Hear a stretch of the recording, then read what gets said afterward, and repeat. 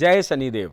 मैं आरपी सिंह आज एक बहुत ही खास कार्यक्रम में आपका स्वागत करता हूं। दर्शकों, पंच महाभूत यानी पंच तत्व सुरक्षा और संतुलन के माध्यम से पूरी सृष्टि को, प्रकृति को नया जीवन दान देने के लिए महाराष्ट्र के प्रसिद्ध श्री शनेश्वर तीर्थ क्षेत्र शनि आश्रम चिकल थाना छत्रपति संभाजी नगर उर्फ औरंगाबाद के तत्वावधान में एक राष्ट्रीय संत सम्मेलन का आयोजन किया गया।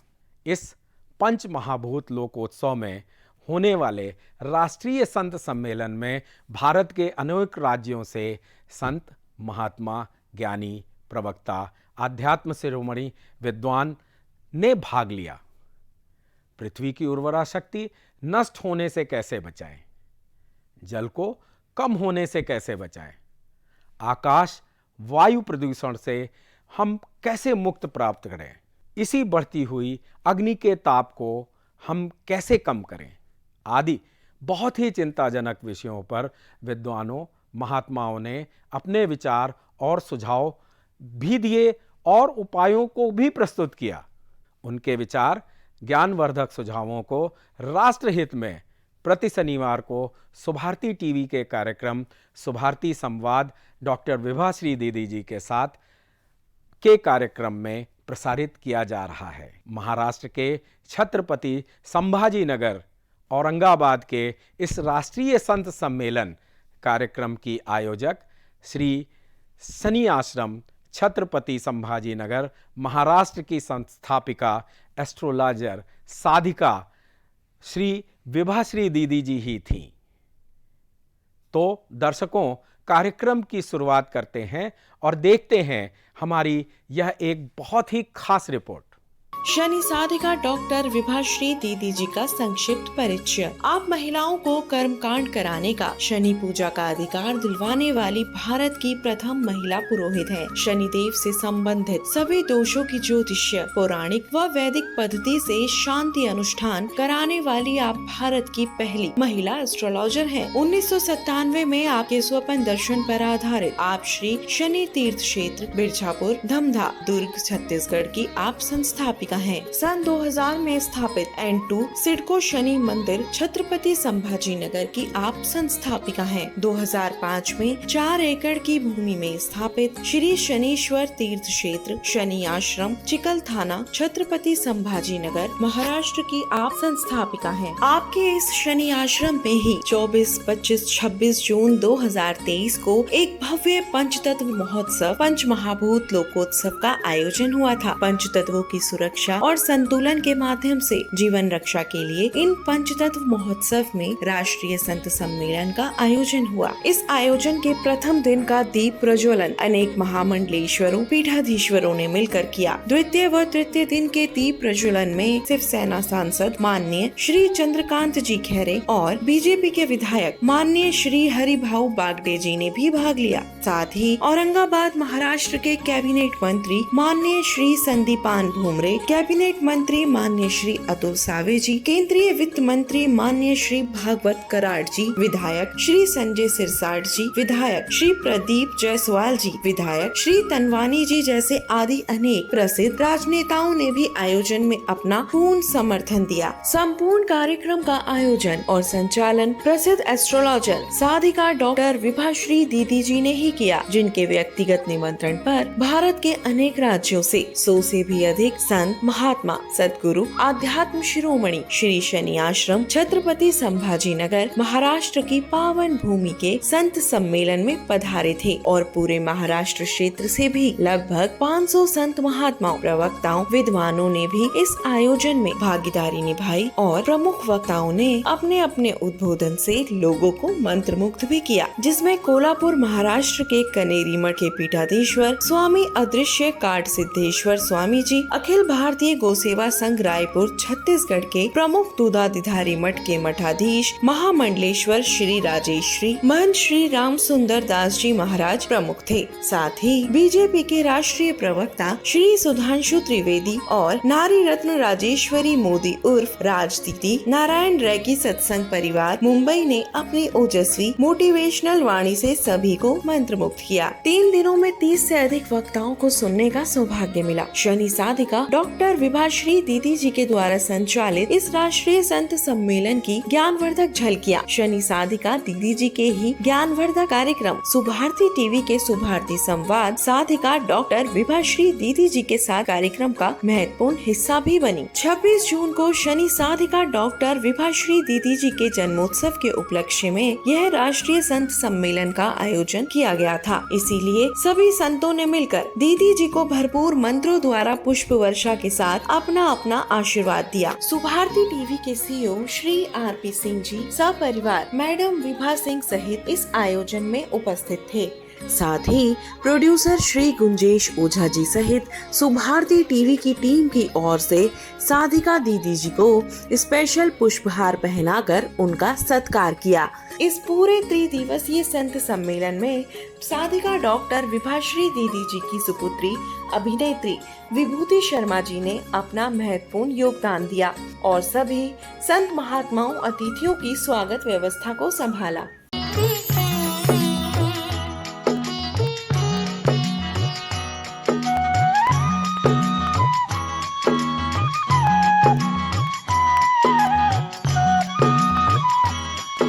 जय शनिदेव। दर्शकों, हमारा यह जो प्रोग्राम सुभारती संवाद है वो विशेष पंच तत्वों पर आधारित है। जैसा कि आप जानते हैं, पिछले एपिसोड में हमने आपको बताया कि श्री शनि आश्रम औरंगाबाद महाराष्ट्र में, जिसे आजकल छत्रपति संभाजी नगर शहर के नाम से जानते हैं, हमने एक बहुत बड़ा राष्ट्रीय संत सम्मेलन किया था। उस राष्ट्रीय संत सम्मेलन का प्रमुख विषय था पंच तत्वों की सुरक्षा और संतुलन, और इसके माध्यम से आरोग्य और लंबी आयु की प्राप्ति। हम इस विषय पर अब आज आगे चर्चा बढ़ाते हैं। 24 जून 2023 को यह हमारे श्री शनि आश्रम औरंगाबाद महाराष्ट्र में संत सम्मेलन हुआ। हमने पंच तत्वों पर आधारित यह संत सम्मेलन रखा। शनि आश्रम औरंगाबाद महाराष्ट्र के अंदर उस समय 24 जून, 25 जून और 26 जून को इस राष्ट्रीय संत सम्मेलन में पंच तत्वों की और सुरक्षा और संतुलन पर काम करने के लिए, अपने अपने विचार देने के लिए, अपने अपने वक्तव्य और लेखन और शोध करने के लिए 500 से भी ज़्यादा संत महात्मा आए। बहुत सारे महामंडलेश्वर, अनेक पीठाधीश्वर, मठाधीश, अनेक आश्रमों के संस्थापक, सद्गुरु और गुरुदेव आदि भागवताचार्य, कथाकार सभी ने भाग लिया। भारत के लगभग 17 राज्यों से यहाँ लोग इकट्ठे हुए और उन्होंने अपना अपना शोध हमें बताया। हमने उनके सारे शोधों को, सारी रिकॉर्डिंग को इकट्ठा करके एक किताब के रूप में पूरे भारत के सामने लाने का वायदा किया, जो ये कार्य हम करना प्रारंभ कर चुके हैं। पंच तत्वों की सुरक्षा और संतुलन को लेकर जो हम बातें कर रहे हैं, उसके लिए पिछले एपिसोड से आगे का एक विषय समझना अनिवार्य है। जैसे कि आपने समझा कि ये 5 तत्व होते हैं: आकाश, वायु, अग्नि, जल और पृथ्वी। इन पांचों की डोर एक दूसरे से बंधी हुई है। जैसे इन 5 उंगलियों को पंच तत्वों का नेतृत्व करने वाला बहुत बड़ा शिखर बताया गया, तो इन पांचों उंगलियों का संबंध एक दूसरे से बना हुआ है। बिना एक के सहयोग के दूसरा काम नहीं कर सकता। यदि आप कहें कि आप अंगूठे का सहयोग नहीं लेंगे, आप अंगूठे से नाराज़ हैं, तो बताइए कि 4 उंगलियों से आप क्या काम करेंगे।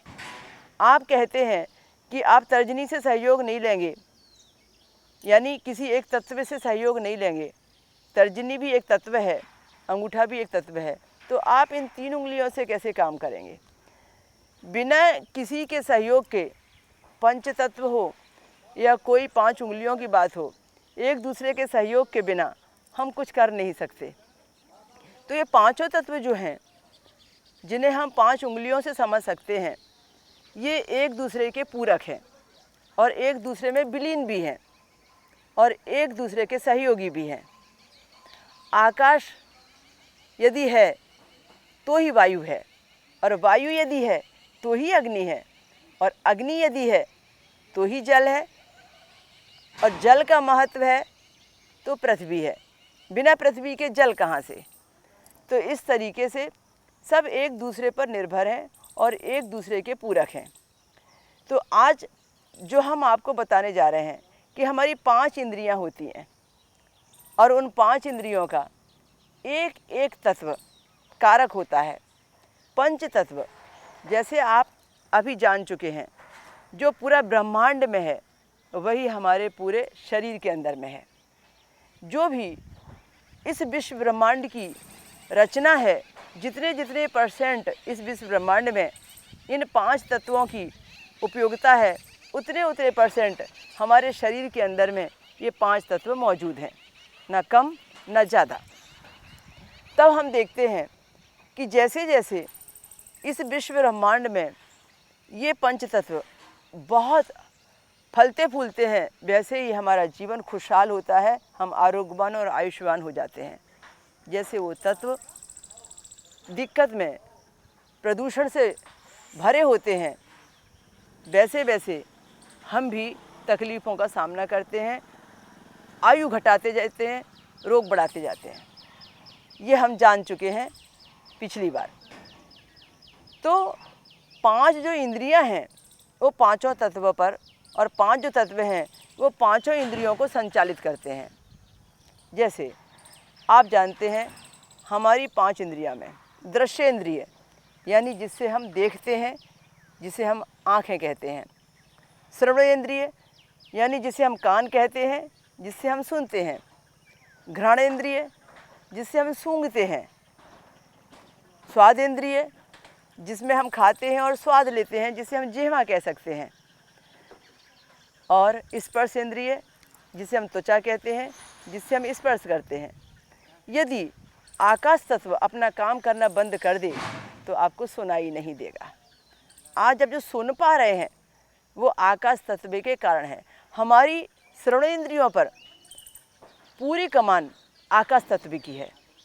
अब आप कहते हैं कि मैं सुनना तो चाहता हूँ, सुनना तो चाहती हूँ, पर मैं तत्वों को नहीं जानती और तत्वों का संतुलन नहीं करना है। तो ये तकलीफ़ उससे पूछिए जिसे सुनने की तकलीफ़ हो चुकी है। वो बताएगा कि उसकी ज़िंदगी में क्या संकट है। जिसे सुनना ही नहीं आता है वो बोलना कैसे सीखेगा। बिना सुनाई दिए बोलना भी तो मुश्किल है। इसलिए सब एक दूसरे पर डिपेंड है। स्वाद इंद्रिय, अब जो हम स्वाद लेते हैं, आप कल्पना कीजिए हमारा मुख हमेशा गीला गीला लगता है। हमारे मुख में गटकने की ताकत होती है। स्वाद आदमी को जब ही आता है जब वो कोई चीज़ खाता है, और खाएगा वो जब उसके अंदर में नमी होगी। ये सब रिलेशन जोड़ता है जल से। तो जल का संबंध हमारी स्वाद इंद्रिय बनाती है, और स्वाद इंद्रिय के कारण और जल के कारण हम सही तरीके से भोजन को ले पाते हैं, स्वाद को ले पाते हैं। इसी तरीके से हवा को कैसे पहचानेंगे कि हवा चल रही है। हवा का एहसास तो हमारी त्वचा ही कराएगी ना। यदि ये स्पर्श इंद्रिय नहीं होती तो आप हवा का एहसास नहीं कर पाते। वायु आपके स्पर्श इंद्रिय के लिए, स्पर्श इंद्रिय आपकी वायु को दर्शाती है, एक दूसरे से रिलेशन बनाती है। तो स्पर्श इंद्रिय के लिए ये वायु तत्व है। इसी तरीके से यदि हम पृथ्वी तत्व की बात करें तो हमारी सुगंध है, चाहे फूलों की सुगंध, खाने पीने की सुगंध, आसपास की दुर्गंध, आसपास की सुगंध, हरियाली की हो, सूखेपन की हो, मिट्टी की सौंधी सौंधी सुगंध हो, किसी भी प्रकार की कोई भी सुगंध हो, किसी भी प्रकार की कोई भी दुर्गंध हो, जिसका भी संबंध दुर्गंध और सुगंध से है, वो सारी की सारी हम घ्राणेंद्रिय के द्वारा, नाक के द्वारा, सूंघने की प्रक्रिया के द्वारा ग्रहण करते हैं। और ये पृथ्वी तत्व है। पृथ्वी तत्व यदि है तो ही हम किसी भी चीज़ की सुगंध का एहसास कर रहे हैं। यदि पृथ्वी तत्व आपका घट गया तो आप सूंघने की क्षमता खो देते हैं।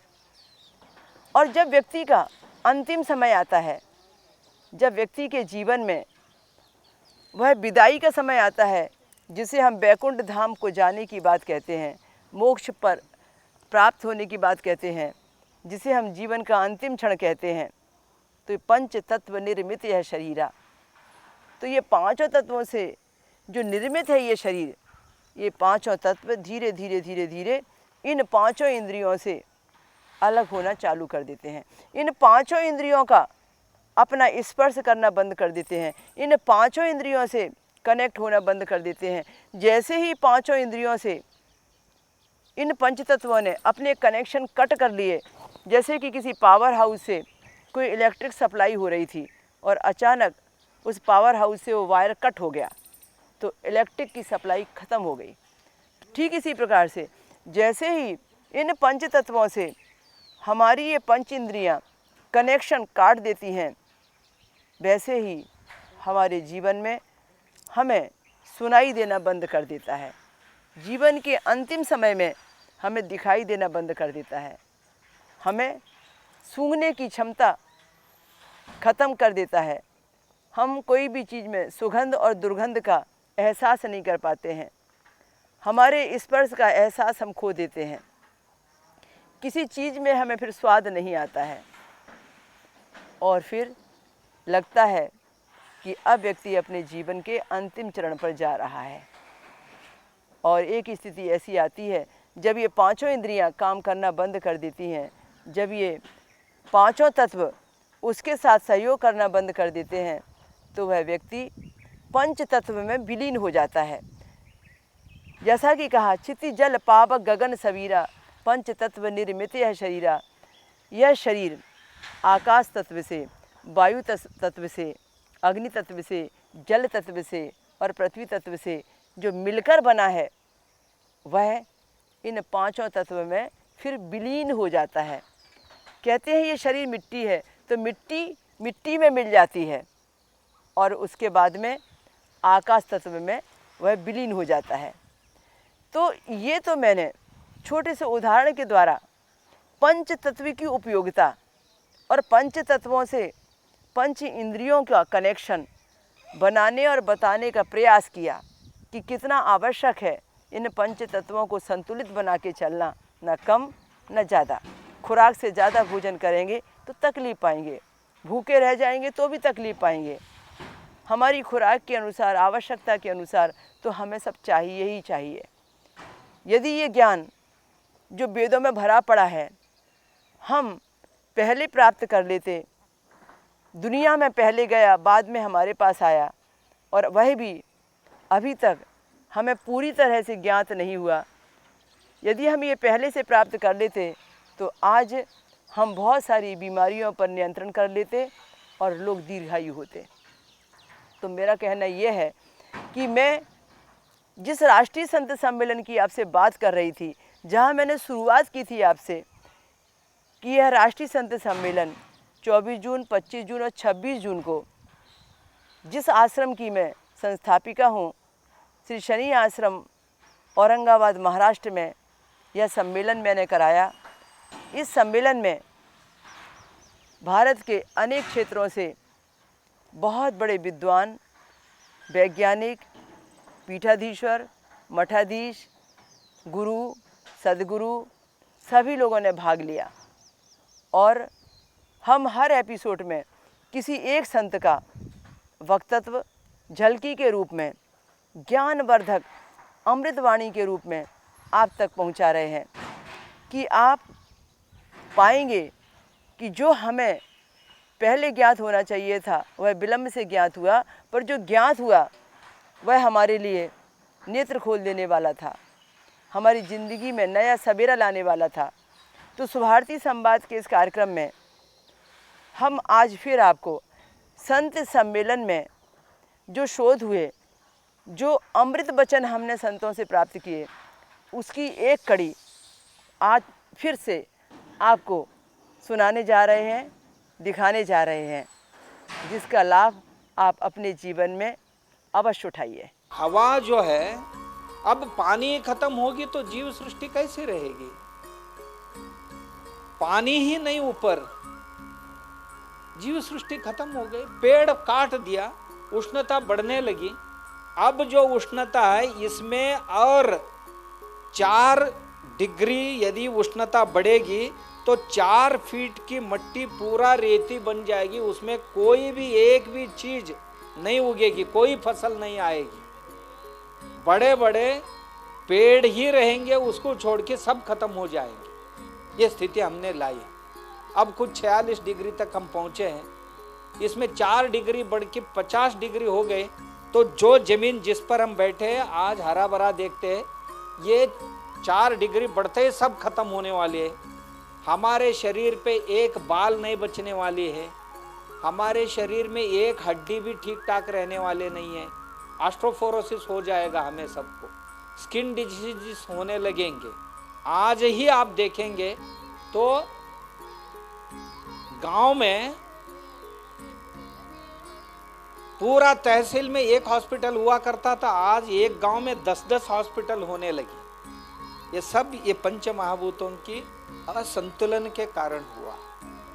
पानी भी चली गई, हवा ठीक रही नहीं, कारखानाओं से धुआं भी इसमें छोड़ा हमने, गाड़ियों के धुआं भी इसी में जाने लगी। कुल हमारे वातावरण में 72% नाइट्रोजन है, 0.3% कार्बन डाइऑक्साइड है, बाकी ऑक्सीजन है। कार्बन डाइऑक्साइड की प्रमाण पृथ्वी में बढ़ने लगी, इसमें बढ़ने लगी जमीन पर, तो इतनी बड़ी कि देखते देखते ये 25 या 30 साल में हमने इसको दुगना से भी ज्यादा कर लिया। अब आदमी जीना मुश्किल हो रहा है। कार्बन डाइऑक्साइड ऐसा ही बढ़ता जाएगा तो कोई भी जीव यहाँ जिंदा नहीं रहेगा, क्योंकि उसको ऑक्सीजन की जरूरत है। ऑक्सीजन कम होने लगी और कार्बन डाइऑक्साइड बढ़ने लगी। उष्णता बढ़ते बढ़ते जो आकाश में ओजोन की बेल्ट था वो भी फटने लगी। वो फटने के बाद सूरज की किरण जो जमीन की ओर आ रही है वो डायरेक्ट हमारे बदन पे लगेंगे तो कैंसर जैसे बीमारियां आदमी को शुरू हो गए, जानवरों को शुरू हो गया, फसलों को भी बीमारियां, क्योंकि वो सूरज की किरण डायरेक्ट आने लगी। पहले जो ओजोन बेल्ट था उसमें शोषण होकर नीचे आते थे। इतनी सारी जो अनर्थ हो रहे हैं ये सब पंच महाभूतों की असंतुलन से हो रहा है। इस असंतुलन को निवारण करके फिर एक बार ये पंच मट्टी को ठीक करना है, पानी को ठीक करना है, हवा को ठीक करना है, ऊर्जा को ठीक करना। अग्नि का मतलब होता है ऊर्जा, हर कार्य के लिए ऊर्जा की जरूरत है। ऊर्जा को ठीक करना है, आकाश को ठीक करना है। इसको ठीक करने की वजह से ही हमारे विभाजी दीदी ने ये कार्यक्रम की आयोजित की है, क्योंकि लोगों में इसके बारे में जागृति हो। इसकी जागृति के कार्य तो विश्व स्तर पर बड़े बड़े शहरों में होते हैं। जो एसी हॉल में बैठ के चिंतन मंथन करते हैं वो नीचे लोगों तक पहुंचता भी नहीं है। फिर लोगों को पता ही नहीं वो क्या कर रहे हैं, उसका दुष्परिणाम क्या हो रहा है, तो वो कब छोड़ेंगे कब? जब ये गांव के स्तर में शुरू होगा ये काम, आम लोग जिसको समझेंगे, पानी का दुरुपयोग और पानी का प्रदूषण कैसे रोक सकते हैं, मट्टी का दुरुपयोग, मट्टी की प्रदूषण हम कैसे रोक पाएंगे, ऊर्जा की दुरुपयोग हम कैसे रोक पाएंगे?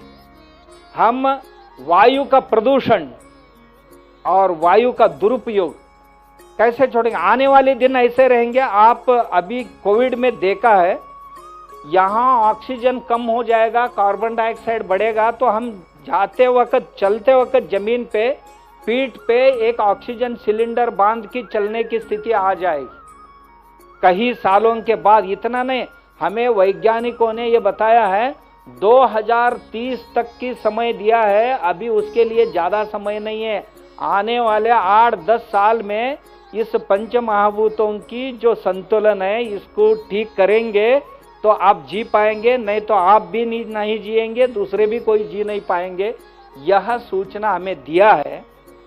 अभी अभी आपने देखा ये जो चक्रवात आया था, अभी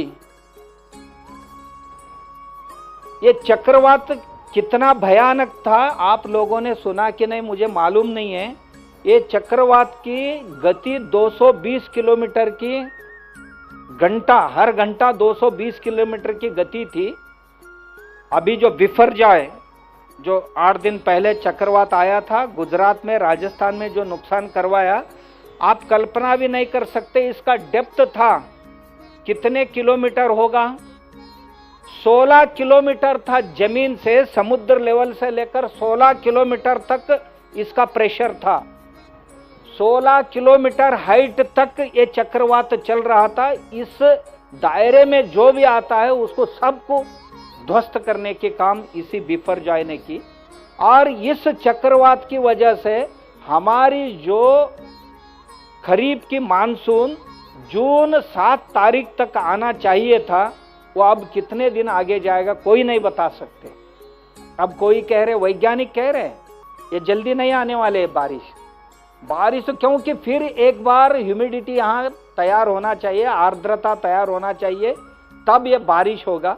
वो आर्द्रता तैयार होने के लिए बहुत समय लगा। उस आर्द्रता को ये बिफरजाय चक्रवात ने नष्ट कर दिया। इसी चीजों को सामान्य लोगों तक पहुंचाना, आम लोगों को इसकी जानकारी देना, ये शायद दीदी जी के मन में आया। उन्होंने अध्यात्म तो हम हमेशा चर्चा करते रहते हैं, देव धर्म की चर्चा तो करते रहते हैं, उसके साथ साथ व्यक्ति की जीवन जीने के लिए ये पंच महाभूतों की संतुलन। इसका मतलब ये हुआ कि आप मट्टी सुधारना है तो जैविक खेती कैसा करना चाहिए, हवा सुधारना है तो हवा की प्रदूषण हम कैसे रोक सकते हैं, जल की प्रदूषण और जल की दुरुपयोग कैसे हम रोक सकते हैं। देखिए, हम कोई सोचते ही नहीं कि जल की दुरुपयोग होते हुए। ऐसे ही ऊर्जा की दुरुपयोग, ऊर्जा बहुत सारे प्रकार में, वो ऊर्जा गैस के रूप में भी है, लाइट के रूप में भी है, अग्नि के रूप में भी है, बैटरी के रूप में भी है, बहुत सारे रूप में ऊर्जा है। इस ऊर्जा को भी कैसे बचा सके, ऐसे करके इस सृष्टि को कैसे बचा सकेंगे, इसके लिए ही शायद दीदी जी ने ये कार्यक्रम आयोजित किया, ऐसा मुझे लगता है। ये सार्थक होगा। ये 3 दिन के कार्यक्रम में इन्हीं चीज़ों पर सभी लोग, महात्मा लोगों को बुला है, 100 महात्मा लोगों को। आज के दिन में महात्मा लोग जब अपने अपने आश्रमों में हर दिन प्रवचन कीर्तन जब करते हैं, उस वक्त एक 5 मिनट यह पंच महाभूतों की दुर्दशा जो हो रही है, इससे जीव सृष्टि की जो तड़प होने लगी है, इसके बारे में भी बात करेंगे। और इस मट्टी बचाने के लिए, पानी बचाने के लिए, हवा को सुरक्षित रखने के लिए, ऊर्जा सुरक्षितता के लिए, और ये जो अवकाश है, अवकाश को भी सुरक्षित रखने के लिए महात्मा गण बात करेंगे करके महात्मा लोगों के चरणों में विनती करके सभी महात्माओं को आमंत्रित किया है। आप सब लोगों को आमंत्रित किया है। शायद हमें सब लोगों को ये बातें पता चले और हम लोग ये पंच महाभूतों की संतुलन के लिए कार्य करें, इसी हेतु हमें बुलाया है, ऐसा मुझे लगता है। हमने अभी फरवरी में जब मैं हमारे साहेबराव शास्त्री जी को विनती की थी कि इस मराठवाड़ा क्षेत्र में जो महंत लोग हैं उनको आमंत्रित करने के लिए, इसमें से बहुत सारे महंत साध्वियाँ वहाँ पधारे थे। उसमें दीदी जी भी शायद 7 दिन हमारे साथ रहे और वहाँ की व्यवस्था में भी वो रहे थे। तब ही उन्होंने संकल्प किया था कि हम जाके हमारे आश्रम में इसको करेंगे ही। तो जैसे दीदी जी ने किया वैसे हम सब लोगों की कर्तव्य है कि हम भी हमारे आश्रम में जो प्रोग्राम होते उसमें पंच महाभूतों के ऊपर कुछ चर्चा चिंतन करने की आवश्यकता है। यह उन्होंने इस कार्यक्रम के माध्यम से हमें दिखाया है, ऐसा मुझे लगता है। दीदी, मैं हम सभी महात्मागण की ओर से आपको अभिनंदन करते हुए, और आपने इतनी बड़ी आयोजन की है, यह आयोजन करना इतना आसान बात नहीं। हम तो और महात्मा लोगों को आमंत्रित करना भी छोटी बात नहीं है। तो इतने लोगों को आपने आमंत्रित की और व्यवस्था भी की, शायद आपका श्रम सार्थक होगा। पंच महाभूतों की चिंतन मंथन तो शुरू होने में, क्योंकि ये बीजारोपण होगा तो आहिस्ते आहिस्ते आहिस्ते आहिस्ते ये जड़ें नीचे उतरते जाएंगे, जड़ पकड़ते जाएंगे, तो जरूर एक जागृति का कार्यक्रम शुरू होगा। इसके लिए मैं और एक बार आपको अभिनंदित करते हुए और आप सभी लोगों को, महात्मा लोगों के चरणों में प्रणाम करते हुए मेरी वाणी को विराम देता हूँ। धन्यवाद। तो दर्शकों, अभी आपने देखा कि श्री शनि आश्रम छत्रपति संभाजी नगर यानी औरंगाबाद महाराष्ट्र के इस संत सम्मेलन में किस तरीके से ज्ञानियों ने अपने अपने पक्ष रखे, जिनको हम अभी सुन रहे थे। अब हमारी ड्यूटी है कि हम उस पर चल पड़ें, उसको फॉलो करें। हमारा यह उद्देश्य राष्ट्रीय संत सम्मेलन का बस यही रहा है कि हम इस पृथ्वी की रक्षा करें, पंच तत्वों की सुरक्षा करें, पंच तत्वों को समझें और पंच तत्वों का संतुलन बना के चलें, और पंच तत्वों से संबंधित चिकित्सा पर ध्यान दें कि हमें बार बार अस्पताल ना भागना पड़े और बिना किसी ट्रीटमेंट के ये पंच तत्व हमें स्वस्थ और आरोग्यवान रखें।